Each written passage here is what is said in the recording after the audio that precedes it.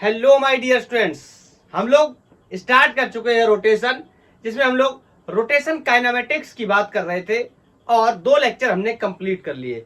आज से हम लोग पढ़ाई करना स्टार्ट करेंगे रोटेशन डायनामिक्स की। रोटेशन डायनामिक्स मतलब आज हम समझने वाले हैं कि कौन से ऐसे फोर्सेस है जिसकी वजह से क्या होता है, रोटेशन होता है। मैं आपको यहां पर बताऊंगा, जैसे हम बात करते थे लीनियर एक्सेलरेशन होता था ट्रांसलेशन मोशन में, यहां एंगुलर होता है। वहां लीनियर वेलोसिटी होती थी, यहां एंगुलर वेलोसिटी होती है। वहां एंगुलर डिस्प्लेसमेंट होता था, वहां लीनियर डिस्प्लेसमेंट होता था, यहां एंगुलर डिस्प्लेसमेंट होता है। बोलो, ऐसे ही वहां पर फोर्स होता था, यहां पर टॉर्क होगा, और इसी टॉर्क को ही हम, ये टॉ है, इसी को हम टॉर्क बोलते हैं। आज का हमारा टॉपिक टॉर्क का ही है, डिटेल में डिस्कस करेंगे इसको। और एक और टर्म अभी से मैं बता दूं, ट्रांसलेशन मैकेनिक्स के अंदर हम लोग बात करते थे मास की। यहां मास जैसी चीजों की बात नहीं करेंगे, यहां कॉन्सेप्ट पैदा होगा MOI, means moment of inertia. क्या होगा, जब इसके बारे में डिस्कस करेंगे तब मैं आपको डिटेल में बताऊंगा। इसके बारे में अपन डिस्कस कर चुके, इसके बारे में कर चुके, इसके बारे में कर चुके। इट मींस यहां पर हमने बात की थी रोटेशनल काइनेमेटिक्स की। क्लियर? आज बात करने जा रहे हैं रोटेशनल डायनामिक्स की। मतलब सारे इफेक्ट्स की पढ़ाई तो करेंगे ही करेंगे, सबसे पहले ये समझेंगे कि रोटेशन पैदा क्यों होता है। जैसे ट्रांसलेशन मोशन के अंदर द क्वेश्चन इज, किसी बॉडी में एक्सेलरेशन पैदा हुआ, किसी बॉडी में वेलोसिटी इंक्रीज हुई या डिक्रीज हुई, इट मींस वेलोसिटी चेंज हुई, तो क्यों हुई, इस बात को पता करने के लिए हम जानते थे, हम बोलते थे वहां पर एक फोर्स एक्ट कर रहा है, और इसको हम बोलते थे क्या, डायनामिक्स। मींस बात करते थे फोर्स की और इफेक्ट ऑफ फोर्स की। तो यहां पर आज हम लोग एंट्री करने जा रहे हैं रोटेशनल डायनामिक्स में। और रोटेशनल डायनामिक्स में जो फोर्स होता है उसे हम टॉर्क के नाम से जानते हैं। क्या इसका ज्यादा कॉन्सेप्ट है वो भी मैं आपको बताऊंगा। तो पहला हेडिंग लगा लेंगे,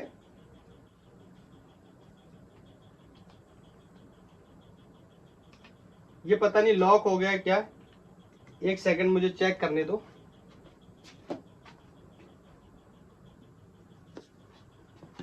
हेडिंग लगा लेंगे टॉर्क, या टॉर्क को ही हम क्या बोल सकते हैं, गैस करो। टॉर्क को हम मोमेंट ऑफ फोर्स भी बोल सकते हैं, या फिर टॉर्क को ही हम टर्निंग इफेक्ट के भी नाम से जानते हैं। क्या होता है डिस्कस करना शुरू करेंगे। तो पहले हेडिंग लगा लेंगे टॉर्क,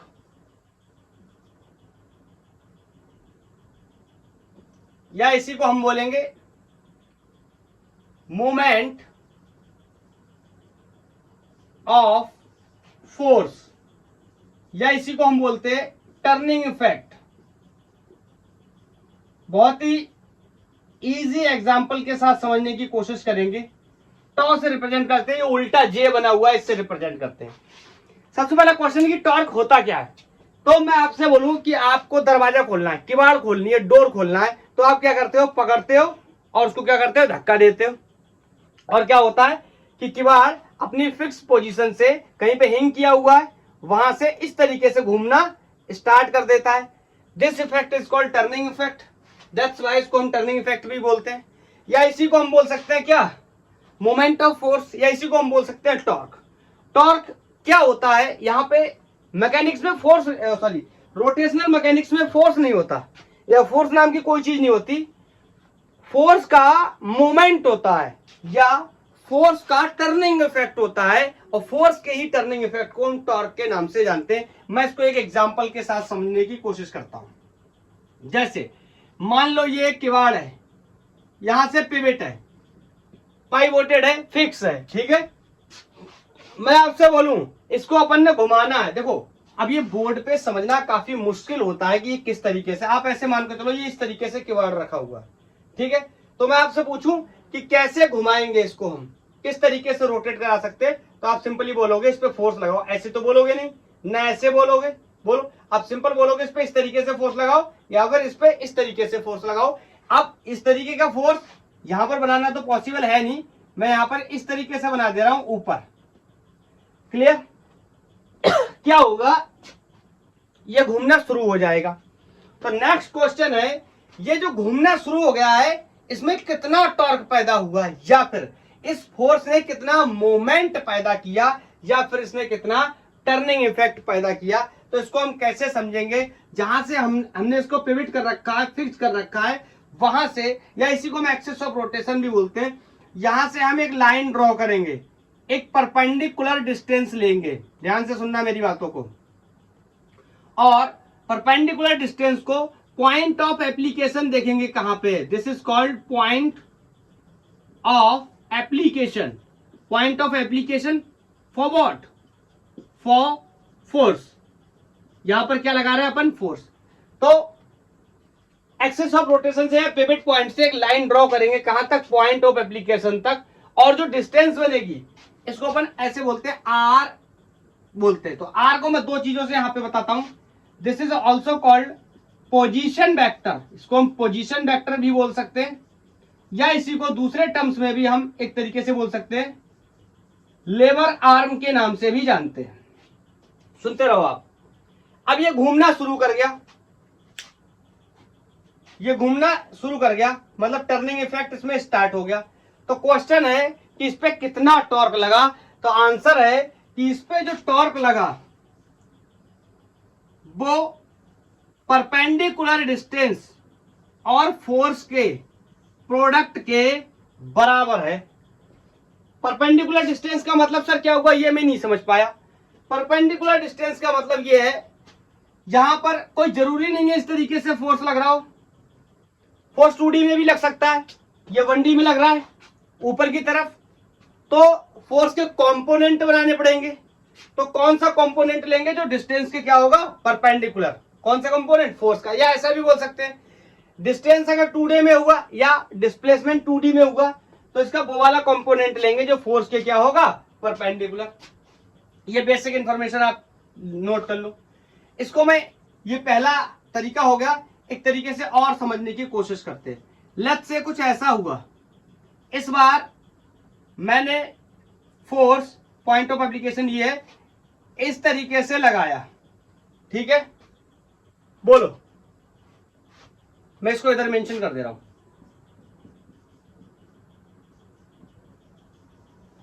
इस तरीके से मैंने फोर्स लगाया। अब आप बताओ, ये फोर्स तो 2D में है, ये डायरेक्टली तो इसको घुमा नहीं सकता, क्या इसका एक्सप्लेनेशन है?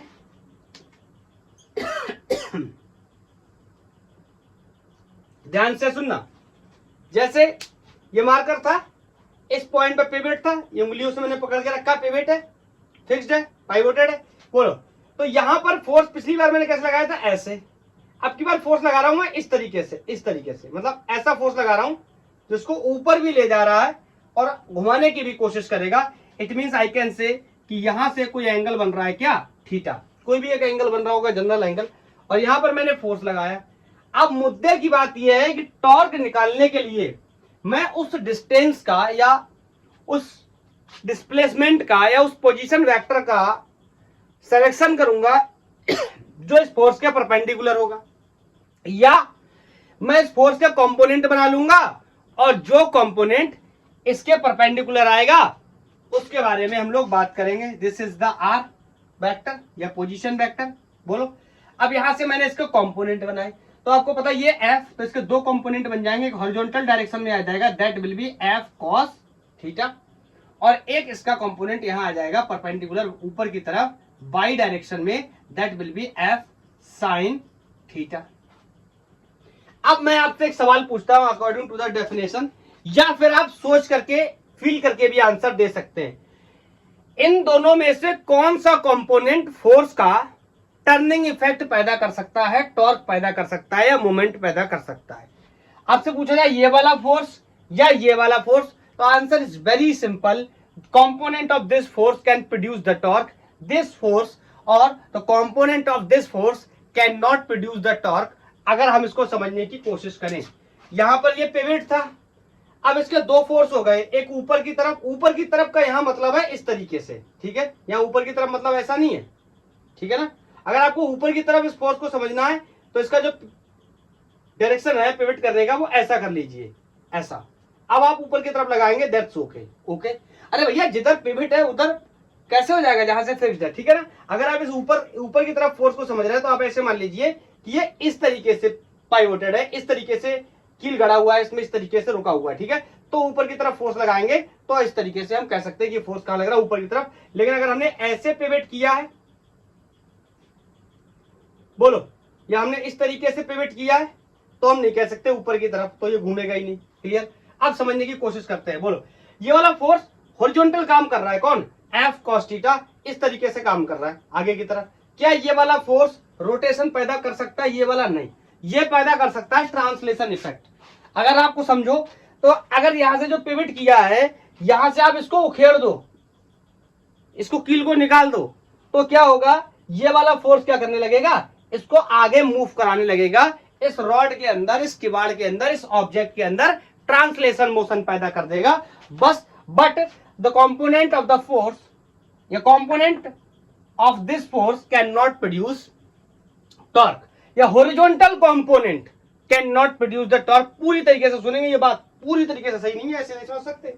हाँ, अगर मैं आपसे ये बोलूं, ये जो पोजीशन वेक्टर मैंने बनाया है, अगर कोई फोर्स पोजीशन वेक्टर के अलोंग काम करता है, इट मींस पोजीशन वेक्टर के पैरेलल काम करता है, then that force is not able to produce the turning effect or torque, and the force which is perpendicular to the lever arm बोल दूं या पोजीशन वेक्टर बोल दूं, एक ही बात है। बोलो, is that clear? So this component of this force can produce the torque, but this component of this force cannot produce the torque। तो मतलब ये तो बेसिक मैंने लिखा, मैं इसको आगे भी लिख सकता हूं। अगर मैं इसको दूसरे तरीके से लिखना चाहूं तो ऐसे भी लिख सकता हूं। जैसे यहां तो मैंने F लिखा, F यहां पर क्यों लिखा? क्योंकि यहां पर जो फोर्स था वो प्योरली एक डायरेक्शन में था और उसके साथ जो परपेंडिकुलर डिस्टेंस थी वो मैंने मेंशन कर दी। लेकिन अगर फोर्स 2D में हो जाए तो इसको हम कैसे सॉल्व करेंगे तो मैं आगे आपको बताने जा रहा हूं। लेकिन जो आंसर है टॉर्क निकालने का वो हमेशा वेरी सिंपल रहने वाला है कि torque will be position vector या लेबर arm multiply by the perpendicular component of the force. Is that clear? या फिर perpendicular component of the position vector multiplied by the force. तो यहां पर फोर्स 2D में क्लियर है, डिस्प्लेसमेंट 2D में नहीं है, 1D में। डिस्प्लेसमेंट अगर 2D में होता तो डिस्प्लेसमेंट के कंपोनेंट बना लेते। तो यहां पर आई कैन से R into F sine theta. क्या आपको ये बात समझ में आई? R तो क्या है? पोजीशन वेक्टर या लेबर आर्म है, उसके साथ perpendicular component of the force कौन है? F sine theta. तो ये प्रोड्यूस कर सकता है क्या? टॉर्क। और ये लिखा हुआ है किसमें? ये स्केलर लिखा हुआ है, इसमें कोई भी डायरेक्शन की बात अभी नहीं की गई है। बोलो, तो अगर मेरे को इसका वेक्टर फॉर्म लिखना हो तो मैं ऐसे लिख सकता हूं इसका वेक्टर फॉर्म दो तरीके से। पहली तरीके से मैं क्रॉस प्रोडक्ट के कॉन्सेप्ट का यूज कर सकता हूं। Torque can be write R vector cross F vector. Remember, do not write it F vector cross R vector. अगर आप ऐसा लिख देते हैं, this is the wrong concept. Is that clear? बहुत सारे लोगों को मैंने देखा है कि वो फ्लो में ऐसे भी लिख देते हैं, this is not the correct way. क्यों? मैं आगे चल के आपको बताऊंगा। इसकी डायरेक्शन अलग होगी, इसकी डायरेक्शन अलग होगी। हाँ, जिन लोगों ने वेक्टर की पढ़ाई कर रखी है दे नो वेरी वेल कि आर क्रॉस एफ का क्या मतलब है और एफ क्रॉस आर का क्या मतलब है। इसका जो भी डायरेक्शन आएगा, इसका डायरेक्शन उसका अपोजिट आएगा। लेट्स से इसका डायरेक्शन क्लॉकवाइज आया तो इसका डायरेक्शन एंटी क्लॉकवाइज आने वाला है। क्या मैग्नीट्यूड निकालते वक्त भी ध्यान रखना है? नहीं, बिल्कुल नहीं रखना। मैग्नीट्यूड में हम कैसे भी निकाल सकते हैं, आर एफ लिख ले, एफ आर लिख ले, इट डजंट मीन, ओके, क्योंकि मैग्नीट्यूड कैसा होता है, स्केलर होता है। Is that clear? एक तरीका और भी लिख सकते हैं, वेक्टर से ही हमने सीखा हुआ है, टॉर्क इक्वल टू, बोलो हम लिख सकते हैं क्या, R vector, sorry modulus of R, दो वेक्टर है तो modulus of R into modulus of force into sine theta and N cap. याद आया? अब जो ये कह रहा है कि सर ये मुझे नहीं पता कि ये आपने कैसे लिख दिया, तो भैया इसके लिए आप जाके मेरा लेक्चर चेकआउट करो, क्रॉस प्रोडक्ट या vector product by the gang और फिजिक्स, आपको वहां मिलेगा। ये वेक्टर का कॉन्सेप्ट है, ये टॉर्क या रोटेशनल का कॉन्सेप्ट नहीं है, ये जो पढ़ा रहा हूं इसको मैं पहले भी पढ़ा चुका हूं, इसके क्वेश्चन भी सॉल्व करवा चुका हूं in cross product of the vector. लेकिन आज हम लोग स्पेशली बात कर रहे हैं टॉर्क की, तो इसको डिस्कस करना ही है हमें। बोलो क्लियर?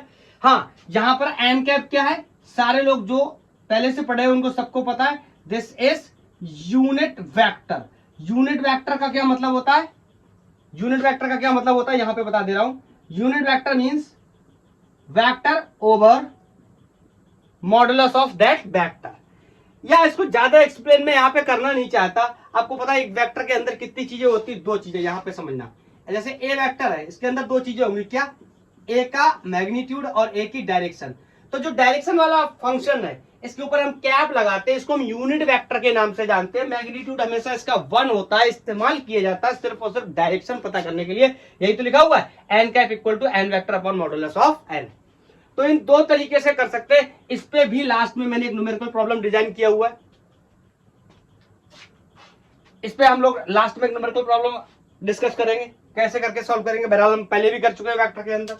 बोलो, तो टॉर्क एक वेक्टर क्वांटिटी है, कैसे निकालेंगे टॉर्क, ये सीख लिया।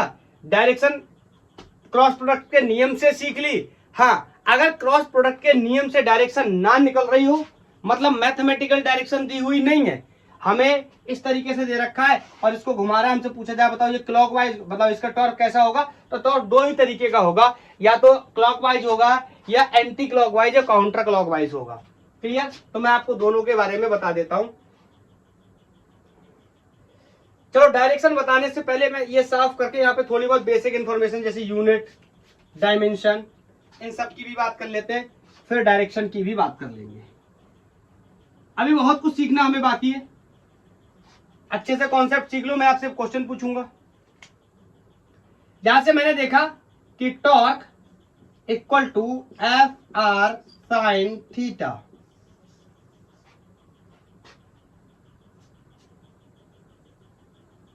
क्लियर? यूनिट की बात करें, यूनिट बोलो क्या होगा, फोर्स का न्यूटन, डिस्टेंस का metre, and sine theta angle, इसका कोई भी यूनिट नहीं होगा। बोलो, डायरेक्ट यूनिट नहीं होगा। तो अगर मेरे को बात करनी है उसके डायमेंशन की, तो काफी इजी होने वाला है मेरे लिए, न्यूटन ml/t-2 और ये एक मीटर, तो this is going to be ml²t-2। अब मेरे से कोई क्रॉस क्वेश्चन नहीं पूछ सकता ये कैसे आया, रिदम है मेरा, मैं ये बताते चला रहा हूं थ्रू आउट, जब से मैंने पढ़ाना स्टार्ट किया है। बोलो, तो ये हो गया। हाँ, ये कैसी क्वांटिटी है, वेक्टर क्वांटिटी है। बोलो, डायरेक्शन कैसे निकालेंगे, तो पहले R vector cross F vector के वेक्टर प्रोडक्ट के नियम से निकाल सकते हैं, otherwise the direction of torque can be find by right hand thumb rule. Thumb rule या इसी को हम स्क्रू रूल भी बोल सकते हैं। स्क्रू रूल क्या होता है बता दूंगा। देखो, फोर्स को या स्क्रू को स्क्रू की तरह घुमाना है,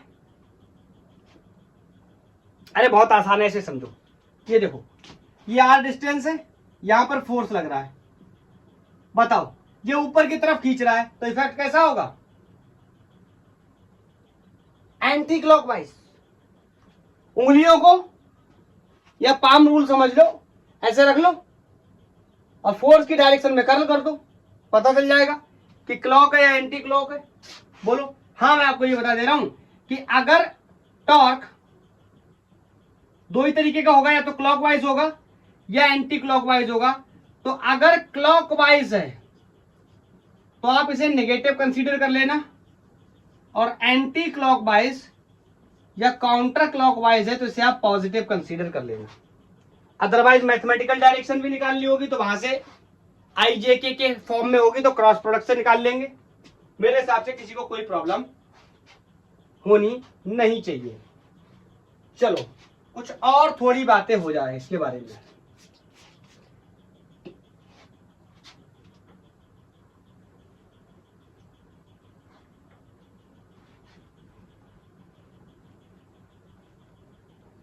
अब मैं इस तरीके का कोई एक ऑब्जेक्ट लेता हूं, जैसे मान लो यह कोई ऑब्जेक्ट है, यहां से ये पाइवेटेड है, पिवट कर दिया गया है, यहां से ये क्या है, फिक्स है। बोलो, पिवट बोल दे, या इसी को हम एक्सेस ऑफ रोटेशन भी बोल सकते हैं।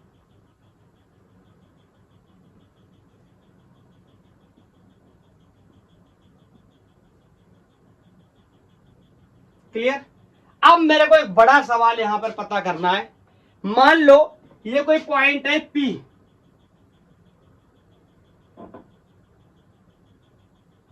ठीक है, और इस P पॉइंट को मैं बोल दे रहा हूं क्या है, पॉइंट ऑफ एप्लीकेशन।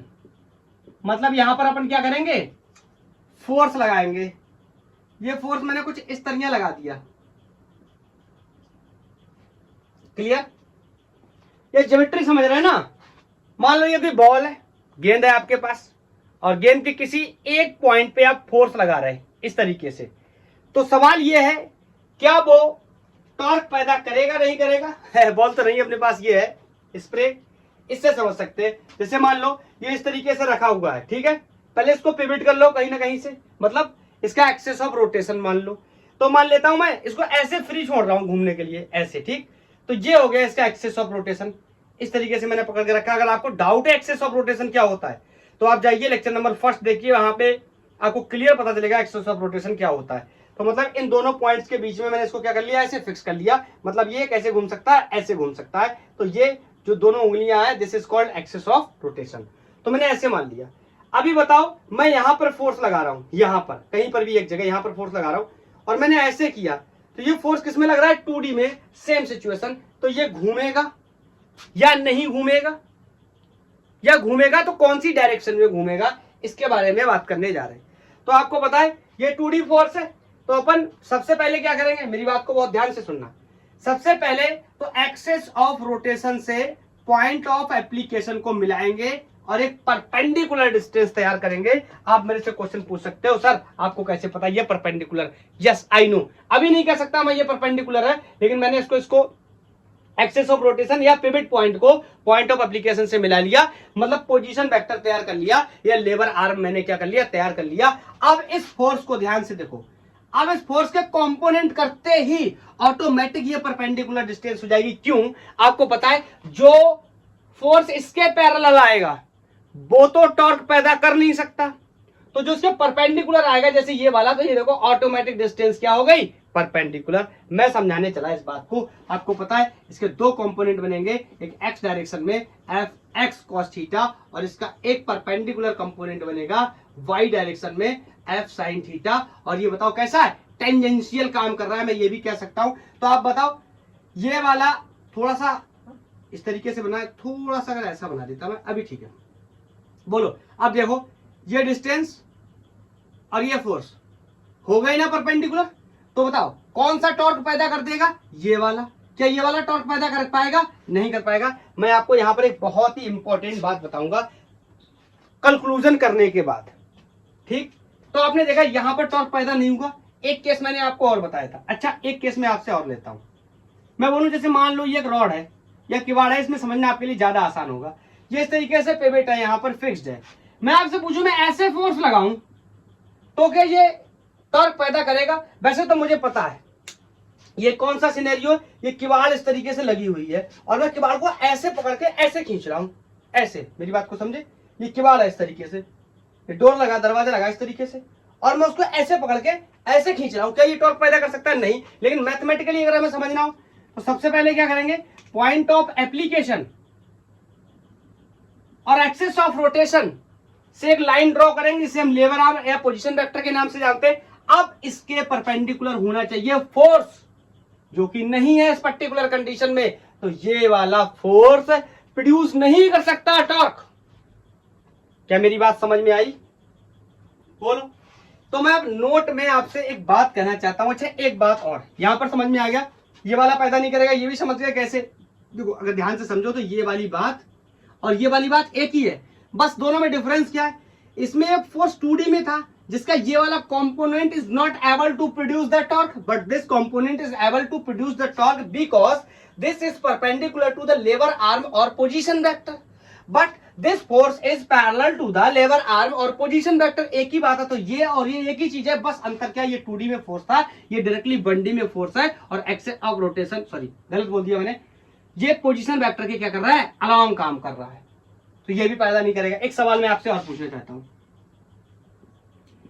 मैं यहां पर फोर्स लगाऊं, मतलब जहां पर पिवट है, जहां पर फिक्स किया गया है, हिंग किया गया है, कीलें गड़ी हुई हैं, अगर मैं वहां पर फोर्स लगाऊंगा तो क्या ये रोटेशन पैदा करेगा? ये तो बहुत ही बेसिक सेंस की बात है कि ये रोटेशन पैदा नहीं करेगा। हिंदी में बोलूं तो किवाड़ का कब्जा, अरे किवाड़ का कब्जा जहां लगा होता है, जहां से किवाड़ घूमती है, अगर मैं उस पर फोर्स लगाऊं तो क्या ये रोटेट करेगा? नहीं। उस साइड की बात नहीं कर रहा मैं, इस साइड की बात कर रहा हूं, चौखट की बात कर रहा हूं, जहां पर वो उसमें हुक लगे हुए, क्या मैं उस पर फोर्स लगाऊं किवाड़ का रोटेशन होगा? बिल्कुल नहीं होगा, क्योंकि वो क्या है, पिवट है। इन तीनों ही कंडीशन में बहुत ध्यान से सुनना, वरना क्वेश्चंस में आगे जाके आप मात खा जाओगे। बहुत ही केयरफुली सुनना, कौन कौन पैदा नहीं कर सकता टॉर्क और कौन पैदा कर सकता है टॉर्क, इस बात के बारे में मैं यहां डिस्कस करने जा रहा हूं। तो यहां पर नोट लगा लो और एक बात को बहुत ही अच्छे से मेंशन कर लो। बताओ, मैं यहां पे लिख दे रहा हूं कौन कौन से फोर्स एबल नहीं है प्रोड्यूस करने के, क्या, torque. The force which is acting along position vector, या इसी को मैं बोल सकता हूं the force which is parallel to the position vector, बोलो, और the force which is acting on axis of rotation या फिर पिवट पॉइंट, कुछ लोग पाइवोटेड भी बोलते हैं, जहां पर क्या है, फिक्स्ड पॉइंट है, वहां पर फोर्स लगाने से कोई भी टॉर्क पैदा नहीं होगा। स्टिल कि अगर मैं चाहूं तो आपको यह भी बता सकता हूं, एक बहुत ही इंपॉर्टेंट तरीका मैं आपको और भी बताता हूं, मेरी बात को ध्यान से सुनना। जनरली हम क्या बोलते हैं, परपेंडिकुलर डिस्टेंस इनटू फोर्स क्या पड़ता है, पैदा करता है, टॉर्क करता है, या फिर फोर्स और डिस्टेंस का कोई भी एक परपेंडिकुलर कंपोनेंट का अगर हम मल्टीप्लाई कर देंगे दोनों में तो टॉर्क पैदा करेगा। मेरी बात को ध्यान से सुनना, ये यहां पर पिवट है इस तरीके से, बोलो, और यहां से यहां तक की डिस्टेंस को मैंने ले लिया, ध्यान से सुनना, ये जो मैं फोर्स लगा रहा हूं ये भी परपेंडिकुलर है, लेकिन फिर भी तो इसमें रोटेशन नहीं हो रहा ना, this can be also a way जिससे पैदा नहीं होगा टॉर्क। आप कहोगे सर इसको छोड़ना, छोड़ना नहीं है, इसको इस तरीके से मैंने पिवट कर रखा है, मतलब ये क्या है, एक्सेस ऑफ रोटेशन है, और मैं एक्सेस ऑफ रोटेशन के क्या कर रहा हूं, अलोंग फोर्स लगा रहा हूं। क्लियर? तो मैं मेंशन कर देता हूं, the force which is parallel to लेबर आर्म, या इसी को मैं ब्रैकेट में लिख देता हूं पोजीशन वेक्टर, ठीक है, can not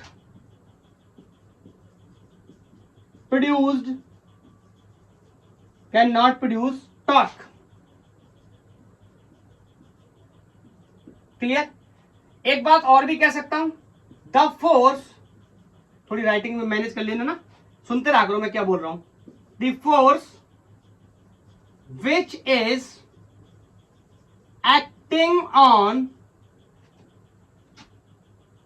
access of rotation या फिर pivoted point can not produce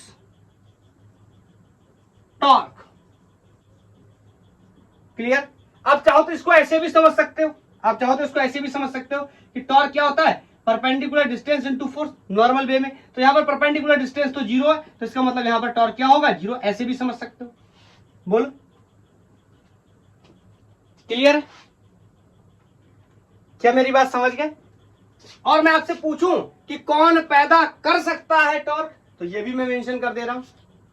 आपको पता है कि फोर्स का वो कंपोनेंट जो लेबर आर्म के परपेंडिकुलर है, या फिर फोर्स का वो कंपोनेंट जो पोजीशन वेक्टर के परपेंडिकुलर है।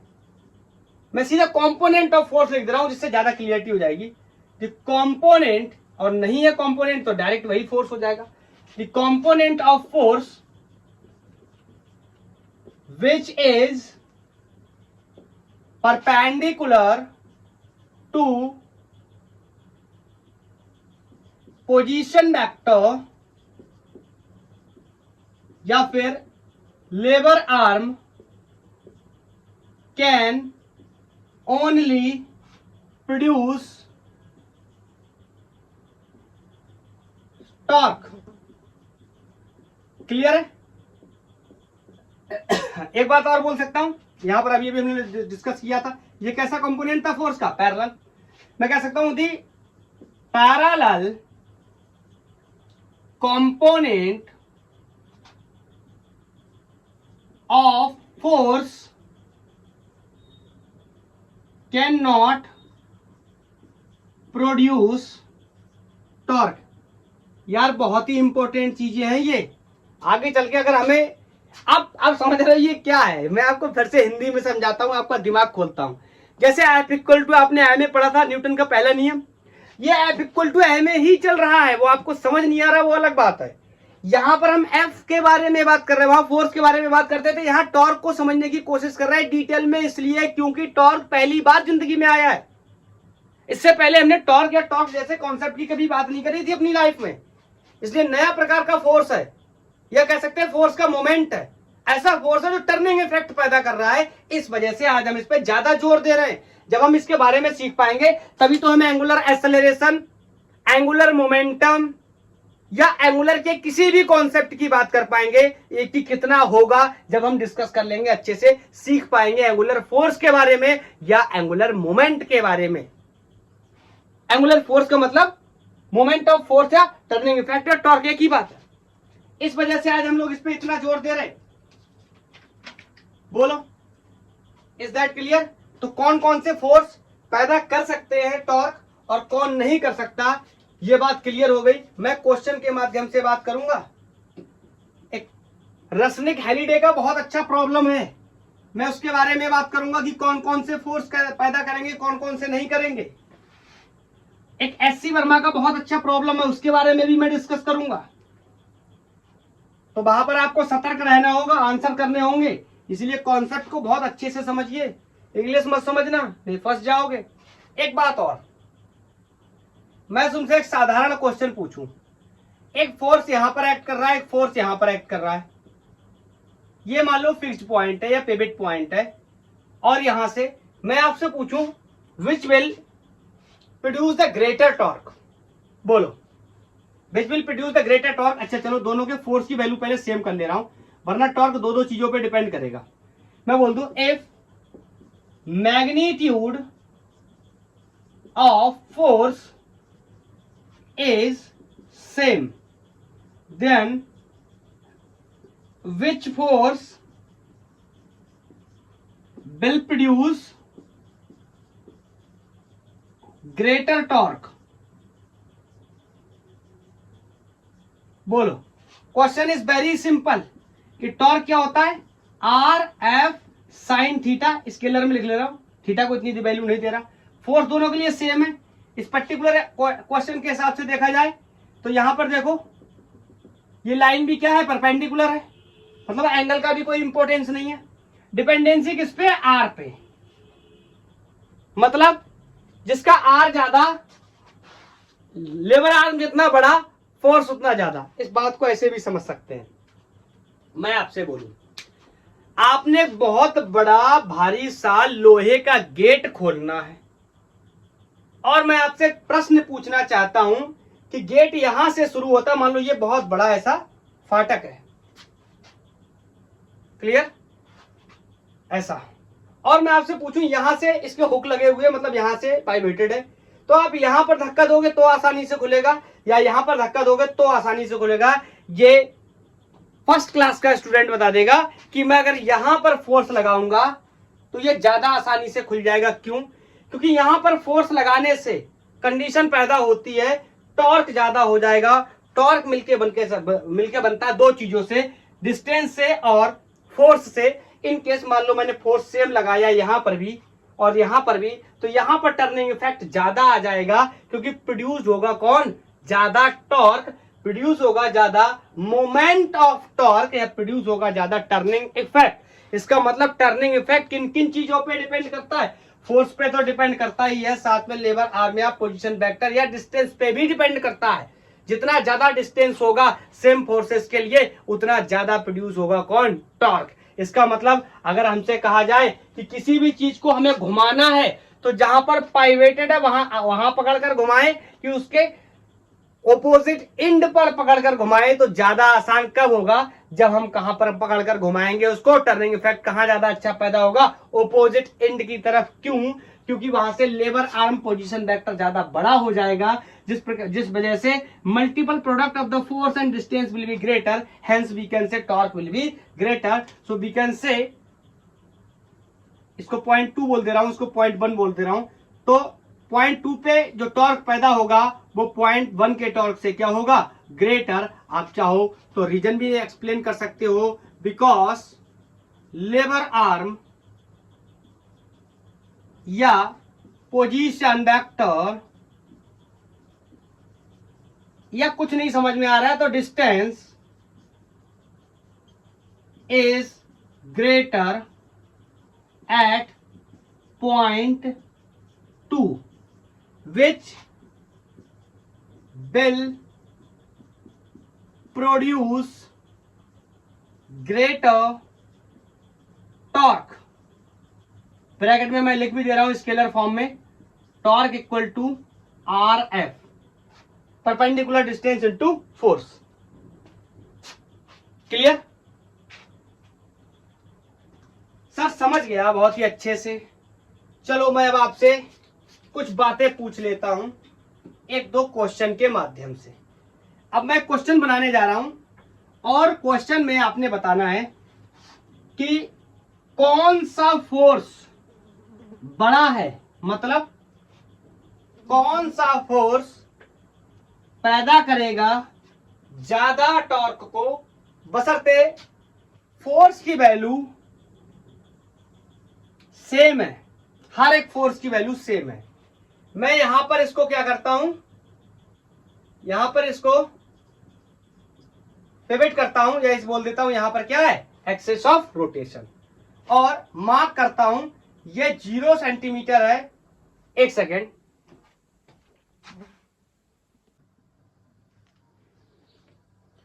बना दे रहा हूं फोर्सेस।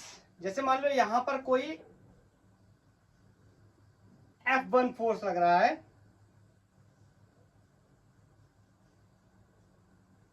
यहां पर कोई F2 फोर्स लग रहा है, और ये कोई पॉइंट है मान लो,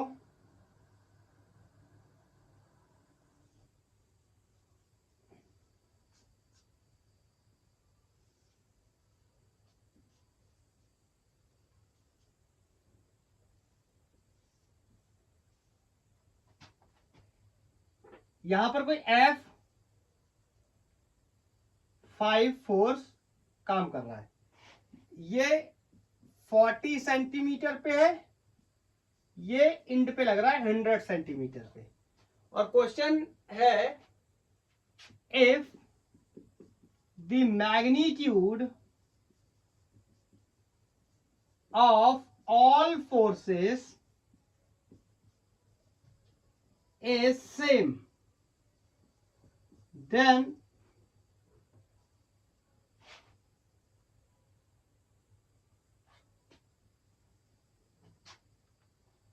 क्या करना है, इन फोर्सेस को rank the forces in terms of rank the forces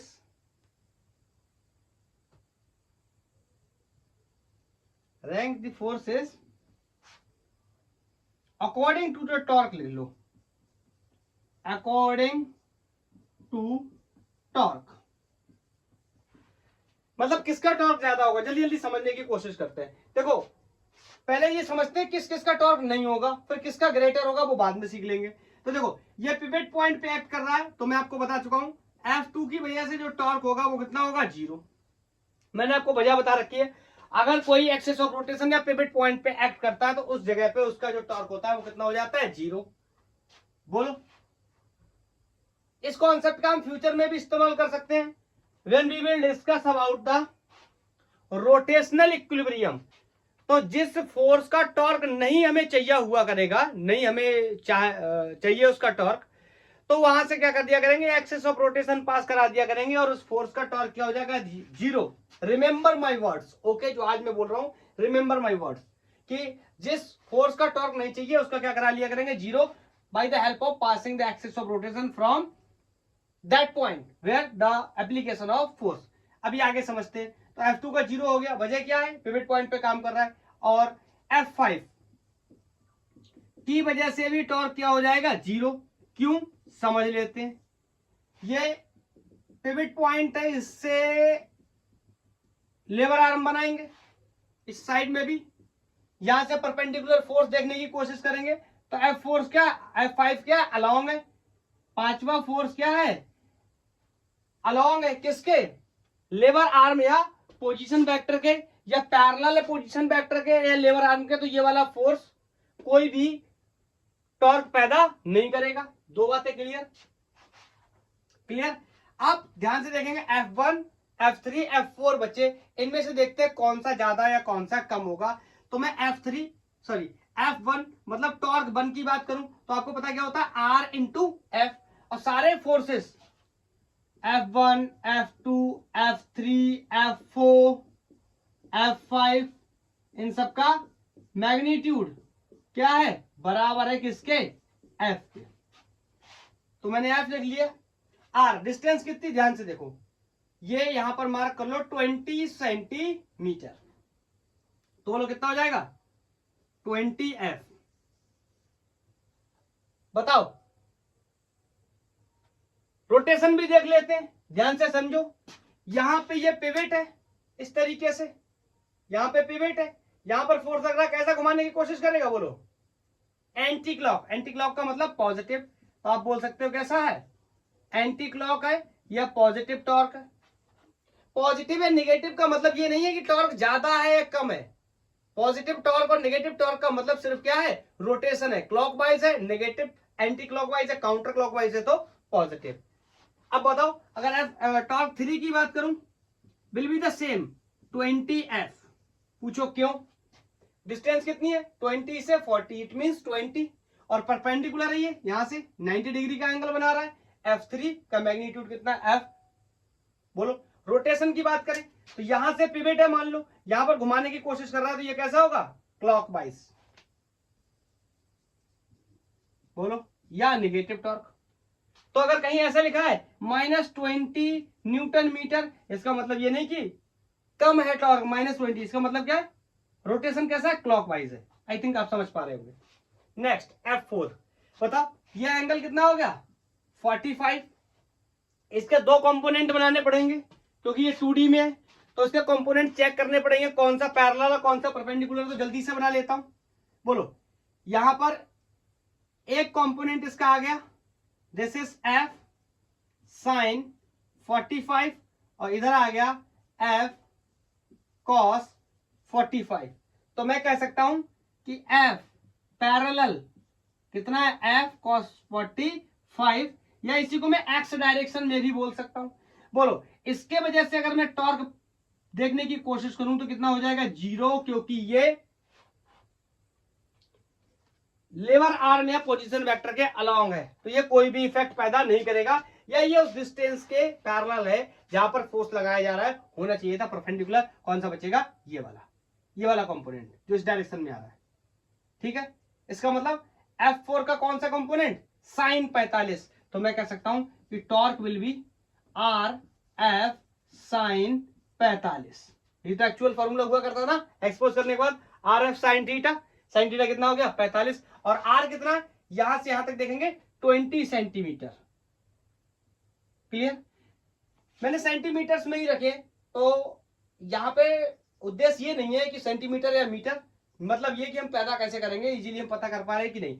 sign 45 1/√2, इसको सॉल्व करेंगे, tan√2f, किसकी वजह से, चौथे फोर्स की वजह से टॉर्क।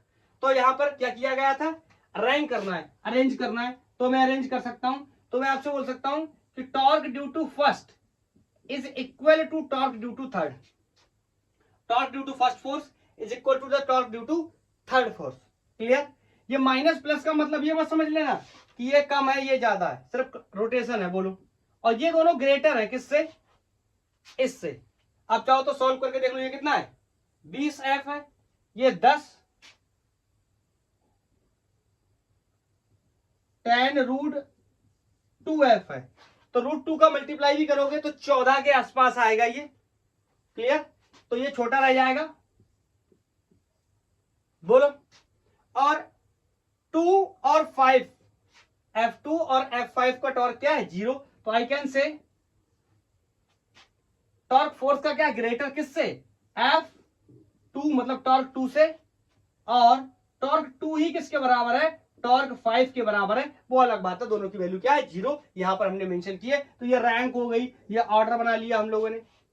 इस फोर्स का और इस फोर्स का टॉर्क सबसे ज्यादा होगा, उसके बाद इसका होगा, और इसका नहीं होगा, या फिर 0 होगा। क्लियर, बोलो, समझ पाए। कैसे हम देखेंगे कौन टॉर्क प्रोड्यूस कर रहा है, कौन नहीं कर रहा है, कौन क्लॉकवाइज कर रहा है, कौन एंटी क्लॉकवाइज कर रहा है, बोलो, समझ पा रहे। नेक्स्ट क्वेश्चन,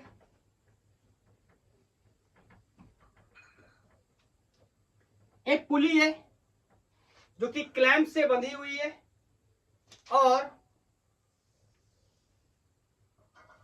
उससे एक रस्सी बंधी हुई है जिससे एक ब्लॉक लटका हुआ है, और यहां पर एक क्लैंप बंधा हुआ है, यह दीवार के साथ इस तरीके से लगा हुआ है। ये पुली है, इसके ऊपर एक रस्सी बंधी हुई है। मेरे से बोल रहा है, ये एससी वर्मा का क्वेश्चन है, एक्चुअली में एससीबी से लिया गया है।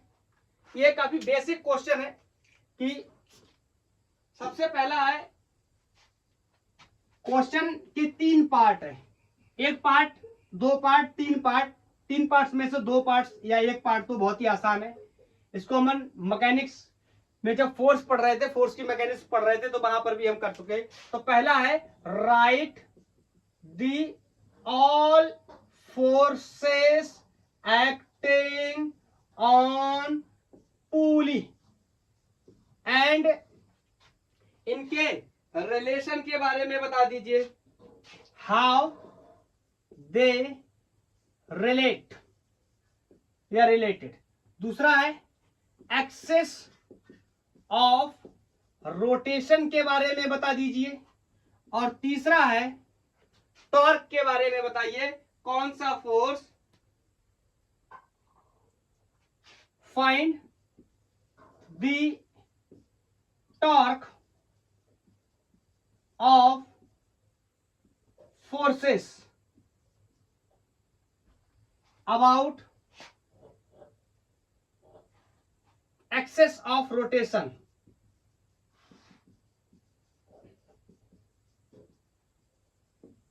तीन क्वेश्चन है। पहला क्वेश्चन, राइट ऑल द फोर्सेस, कौन कौन से फोर्स लग रहे होंगे, बोलो। यहां पर टेंशन लग रहा होगा, बोलो, और नीचे की तरफ इस पुली का वेट mg लग रहा होगा, ऊपर की तरफ नॉर्मल रिएक्शन लग रहा होगा। मैं यहां पर आपको एक और तरीके से समझाना चाहता हूं। जब मैं एक स्टूडेंट की तरह सोचता हूं तो मेरे को इससे तो कोई दिक्कत नहीं होती, टेंशन से, और इससे भी कोई दिक्कत नहीं होती, लेकिन इस नॉर्मल रिएक्शन से मेरे को दिक्कत होती। ये कैसे लगा तो मैं आपको बताना चाहता हूं।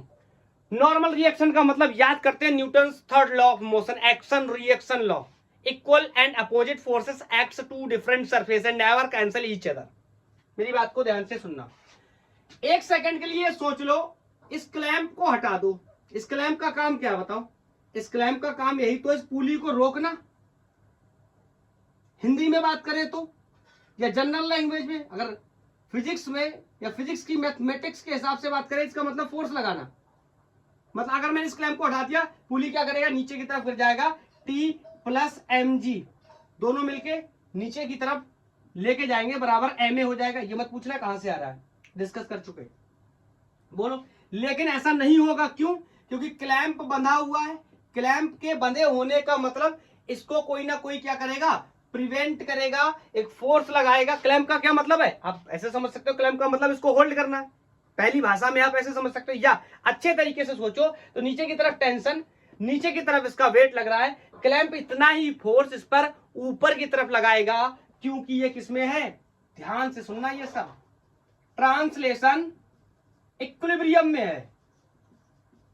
मतलब इस पे नेट फोर्स क्या है? जीरो। ट्रांसलेशन की बात कर रहा हूं, तो ट्रांसलेशन का तो नेट फोर्स जीरो है। लेकिन जैसे ये नीचे आएगा तो ये पुली क्या कर सकता है? रोटेट कर सकता है। इसका मतलब यहां पर कौन पैदा हो सकता है? रोटेशनल इफेक्ट पैदा हो सकता है। क्वेश्चन ये है भी कि कौन पैदा करेगा रोटेशनल इफेक्ट, इसके बारे में भी बात करेंगे। लेकिन सबसे पहले तो फोर्सेस के बारे में बात कर लेते हैं। तो बताओ, राइट द ऑल फोर्सेस लिख दिया मैंने। ऊपर कौन लग रहा है? Normal reaction. नीचे की तरफ कौन लग रहा है? टेंशन और mg, वेट। कह रहा कैसे रिलेट करते हैं? ये तो बहुत ही आसान है, बहुत बड़ी बड़ी मैकेनिक्स हम पढ़ के आए। मैं बोल सकता हूं कि नॉर्मल रिएक्शन बैलेंस कर रहा है किस किस को? टेंशन प्लस mg को। ये इसका पार्ट नंबर 2, ठीक है। नेक्स्ट है कि एक्सेस ऑफ रोटेशन क्या है? आप बताओ। मैंने आपको एक्सेस ऑफ रोटेशन के बारे में बताया था कि ऐसा फिक्स्ड पॉइंट जिसके अबाउट सारे पार्टिकल सर्कुलर मोशन करते हैं, उस से वर्चुअली अगर हम एक लाइन पास करते हुए फिक्स्ड लाइन को एज्यूम करें, that is called axis of rotation. ध्यान से समझो, इस पुली में ये क्लैंप बना हुआ है, क्लैंप फिक्स है ऐसे करके। मतलब मेरी बात को समझना, ये पुली है और इसमें इस तरीके से ये फिक्स्ड है, क्लैंप बंधा हुआ है। तो बोलो ये क्लैंप क्या कर रहा है? इसको, ये पुली इस पे ऐसे क्या कर रहा है? रोटेट कर रहा है। इसका मतलब इसका जो सेंटर है किसका? पुली का, ये किसकी तरह काम करेगा? बोलो कहां पे होगा? Axis of rotation will be at centre of pulley. बोलो पुली किसके अबाउट घूम रहा है? इसके सेंटर के अबाउट। जो क्लैंप किया उसमें क्या पड़ा हुआ होगा? एक्सल पड़ा होगा। एक्सल पड़ा होगा। अरे यार, पुली में एक्सल पड़ा होगा तभी जो क्लैंप है पुली में एक्सल डाल के ऐसे रोका गया होगा। तो ये जो एक्सल है यही इसको रोका होगा। तो बोलो एक्सिस ऑफ रोटेशन है to will be passing from center of pulley and perpendicular to plane of pulley। Clear? Pulley कैसे बताऊं? पुली मान लो ये ऐसे रखा है। पुली कैसे रखा है? ऐसे रखा है ये पुली। यह पुली ऐसा है, इसके अंदर एक क्लैंप इस तरफ से मैंने डाला, इस तरफ से डाला मतलब, और होल करके उस साइड चला गया है। तो ये कैसे? इसके प्लेन के कैसा है? परपेंडिकुलर। और कहां से पास कर रहा है? सेंटर से। तो ये दो बातें हो गई। अब तीसरी बात है, कौन टॉर्क बनाएगा? तो आपको पता है टॉर्क बनाने की कंडीशन मैं आपको बता चुका हूं। जो एक्सेस ऑफ रोटेशन से पास कर जाएगा, पिवट पॉइंट से पास कर जाएगा, वो टॉर्क नहीं बनाएगा। और फोर्स का वो कंपोनेंट जो एक्सेस ऑफ रोटेशन और पॉइंट ऑफ एप्लीकेशन के बीच की डिस्टेंस के परपेंडिकुलर, सॉरी के पैरेलल काम करेगा, वो भी नहीं बनाएगा। तो जल्दी से समझते हैं। बताओ W कहां पे काम कर रहा होगा? सेंटर पे। और नॉर्मल रिएक्शन भी यहीं पे काम कर रहा होगा। It means I can say N M G will not produce any torque. Is that clear कि नॉर्मल रिएक्शन कहां से पास कर रहा है, सेंटर से, और इसका एक्सिस ऑफ रोटेशन कहां है, यहीं पे। तो ये नॉर्मल रिएक्शन और mg पैदा नहीं करेंगे किसको, टॉर्क को। अब एक क्वेश्चन आया, क्या ये टेंशन फोर्स करेगा, तो सबसे पहले ये पॉइंट ऑफ एप्लीकेशन है, यहाँ पे फोर्स लग रहा है, अरे भैया पुली पे इस तरीके से फोर्स लग रहा है, तो एक्सेस ऑफ रोटेशन से इसको मिलाएंगे इस तरीके से, ये कोई डिस्टेंस r मान लो, बोलो। और देखो ये जो फोर्स नीचे की तरफ लग रहा है, ये दोनों कैसे हैं, परपेंडिकुलर है, क्या ये पैदा कर सकता है torque, yes of course this can produce torque. इसका मतलब I can say tension in string will produce a torque। कितनी वैल्यू होगी टॉर्क की, परपेंडिकुलर डिस्टेंस इनटू फोर्स। तो परपेंडिकुलर डिस्टेंस मैंने इसकी रेडियस मान ली पुली की कोई, this is going to be R, या डिस्टेंस आर और परपेंडिकुलर फोर्स कौन है, टेंशन। बोलो अगर मेरे से मैग्नीट्यूड पूछ रहा है तो इतना लिख देंगे। रोटेशन की भी बात कर लो तो देखो ये पुली को कैसे घुमाएगा, ये नीचे की तरफ घुमा रहा है, मतलब पुली ऐसे घूमेगी, मींस एंटी क्लॉकवाइज, मतलब पॉजिटिव टॉर्क होगा। बोलो क्या ये बात क्लियर, क्या किसी को कोई डाउट, मेरे हिसाब से नहीं होना चाहिए। तो ये क्वेश्चन इस तरीके से क्लियर। आज हम लोग बस यही डिस्कस कर रहे हैं कि कौन टॉर्क बनाएगा कौन टॉर्क नहीं बनाएगा, क्योंकि आगे चल के हमें ये इन्हीं में बड़े बड़े क्वेश्चंस में डिस्कस करना है। तो सबसे पहले तो हमें पता होना चाहिए कि टॉर्क कौन पैदा करेगा और कौन टॉर्क पैदा नहीं करेगा। जब हम रोटेशनल के इक्विलिब्रियम की बात करेंगे वहां पर इस कॉन्सेप्ट का हम लोग खूब ही इस्तेमाल करेंगे। जिस फोर्स का नहीं चाहिए होगा टॉर्क, वहां से पास करा देंगे क्या, एक्सेस ऑफ रोटेशन, और उसका टॉर्क क्या कर देंगे, जीरो। एक और क्वेश्चन ले लेता हूं मैं, नोट कर देता हूं। लाइट कट होने की वजह से थोड़ा सा डिस्टरबेंस हो गया। मैंने ये दो क्वेश्चन ले रखे हैं, ये दोनों क्वेश्चंस को सॉल्व करके लेक्चर को अपन यहाँ क्लोज कर देते हैं। ओके, मेरे से बोल रहा है कि find the torque of a force. एक कोई फोर्स मेरे को गिवन है वेक्टर में 7i minus 3j minus 5k cap about the origin which acts on a particle whose vector is, इसका पोजीशन वेक्टर मेरे को गिवन है i cap plus j cap minus k cap. मेरे से बोल रहा है टॉर्क कैलकुलेट करो। आपको पता है टॉर्क हम कैसे कैलकुलेट करते हैं, क्रॉस प्रोडक्ट कर लेते हैं किसका, डिस्प्लेसमेंट का और फोर्स का। क्रॉस प्रोडक्ट कैसे करते हैं सारे लोग को पता होगा, जिनको नहीं पता जो सीखना चाहते हैं यूट्यूब पे टाइप कर सकते हैं cross product by Gangwar physics या vector product by Gangwar physics, आपको वहां मिल जाएगा। फिर भी मैं आपको यहां पर बता देता हूं। इस तरीके से अपन ये मैट्रिक बना लेंगे, आई जे और के को मेंशन कर लेते हैं। जो पहले दिया हुआ है आर, उसके पॉइंट्स रख देंगे।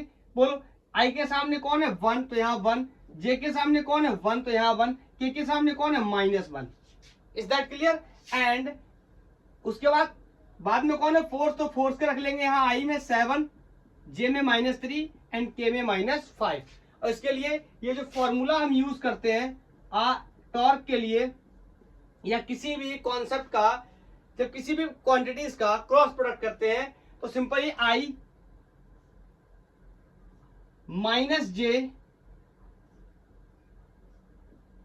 एंड प्लस के, इस टाइप के ऑर्डर का यूज करते हैं।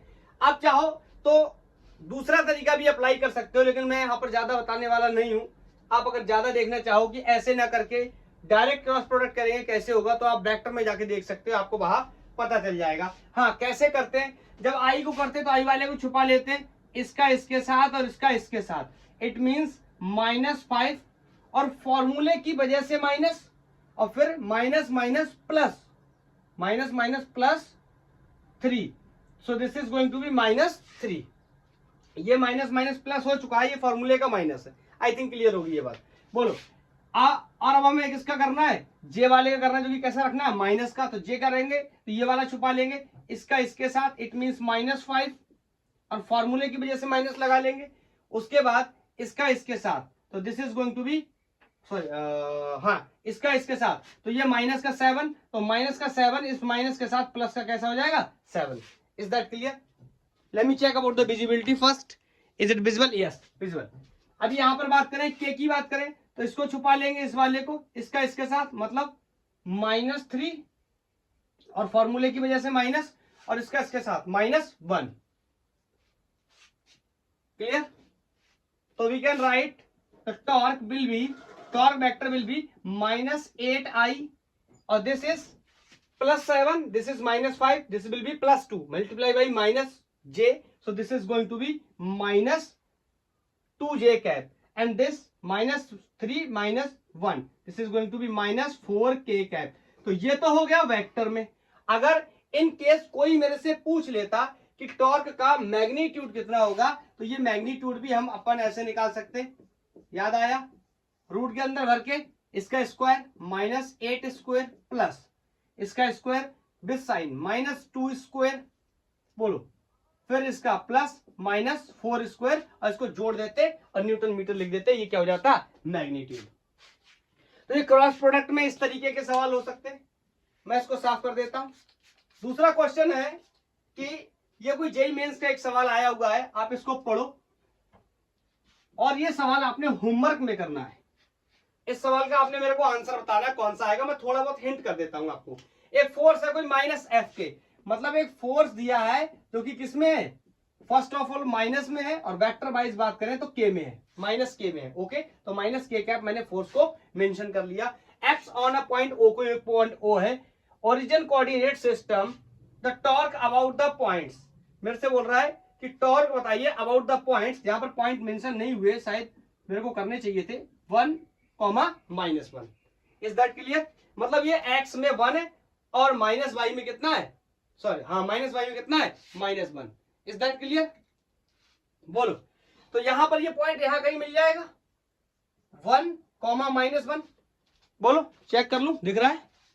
यहां पर मिल जाएगा, बिल्कुल मिल जाएगा। देखो x में कितना, x देखो नीचे है, y ये है और z यहां है, तो यहां पर मिल जाएगा 1 एंड -1, सॉरी, x में +1 एंड y में -1। तो बताओ पोजीशन वेक्टर अगर बनाना पड़ जाए तो मैं क्या लिख सकता हूं? x में कितना होगा i, और y में कितना होगा? -j cap. तो ये बन गया, बोलो, फोर्स वेक्टर। ये बन गया मेरा डिस्प्लेसमेंट वेक्टर या पोजीशन वेक्टर। और मेरे को टॉर्क निकालना है, तो अपन इसका क्या करेंगे? सिंपली क्रॉस प्रोडक्ट करेंगे। बोलो, r की वैल्यू कितनी है? i - j का क्रॉस प्रोडक्ट करेंगे किसके साथ? माइनस टाइम्स ऑफ एफ के साथ। क्लियर? और कैसे करते हैं क्रॉस प्रोडक्ट, यहां पर मैं थोड़ा सा बता देता हूं, वैसे मैक्सिमम लोगों को पता होगा। देखो, जब भी दो का मल्टीप्लाई करेंगे, क्रॉस प्रोडक्ट करेंगे, आंसर विल बी नेक्स्ट का मतलब आई जे का करेंगे तो आंसर विल बी के, जे और के का करेंगे तो आंसर विल बी आई, के और आई का करेंगे तो answer will be J. Question is +j +k +i -k। तो मैं सिंपल एक लाइन में बताता हूं, अगर क्लॉकवाइज घूमे तो आंसर प्लस होगा, एंटी क्लॉकवाइज अगर घूमे तो आंसर कैसा हो जाएगा? माइनस का। तो यहां पर जल्दी से चेक कर लेते हैं। देखो, फोर्स तो दोनों में मल्टीप्लाई होगा, सारे में, तो मैं क्या करता हूं? -f को कॉमन ही कर लेता हूं बाहर, और इसको कुछ ऐसे लिख लेता हूं, -i cap -j cap into k cap. ठीक है, चाहो तो आप -k भी लिख लो, कोई फर्क नहीं पड़ता। तो ये ऑप्शंस के हिसाब से मैंने आपको बताया। अब बताओ, i का k के साथ करूंगा, i क्रॉस k। देखो, i क्रॉस k कैसा घूम रहा हूं? Anti clockwise, will be -j। Clear? फिर उसके बाद j क्रॉस k, तो j cross k will be +i, और यहां माइनस की वजह से, बोलो, देखो, j क्रॉस k कैसे घूम रहे हैं हम लोग? क्लॉकवाइज।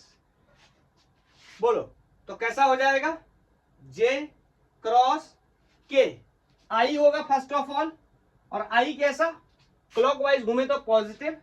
और मेरे को लगता है कोई एक ऐसी कॉमन मिस्टेक हो गई है जहां पर मैंने इसको नोट नहीं किया है। I think i cross k,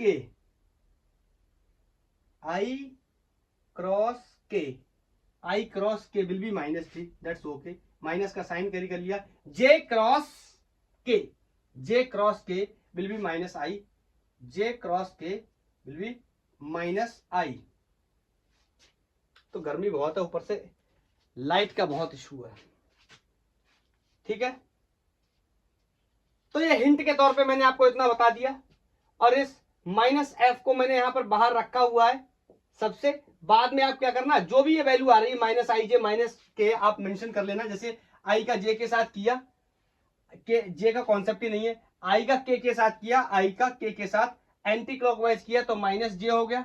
उसके बाद जे का के साथ करूंगा तो कैसा हो जाएगा, जे का के साथ करूंगा तो प्लस आई हो जाएगा, तो ये माइनस आई हो गया यहां पे, ठीक है। उसके साथ यहां पर माइनस एफ बाहर है, इस माइनस एफ का जब क्या करेंगे अपन, मल्टीप्लाई करेंगे तो क्या मिल जाएगा, आंसर मिल जाएगा। बोलो क्लियर है। तो इन चार में से कोई एक ऑप्शन मैच कर जाएगा, हाँ ठीक है। आप मेरे को बता देना कौन सा मैच किया। तो आज के लिए इतना ही, थैंक यू, धन्यवाद। पढ़ाई करते रहिए और इस क्वेश्चन का आंसर जरूर देना, कोई भी आलसपन नहीं होना चाहिए। कॉन्सेप्ट टॉर्क का मेरे हिसाब से बहुत अच्छे से क्लियर हो गया होगा, कौन सा फोर्स टॉर्क बनाएगा कौन सा नहीं बनाएगा। आप और भी प्रैक्टिस कर सकते हैं, या आपका कोई क्वेश्चन है तो आप मेरे से पूछ भी सकते हैं। तो ओके, बाय बाय।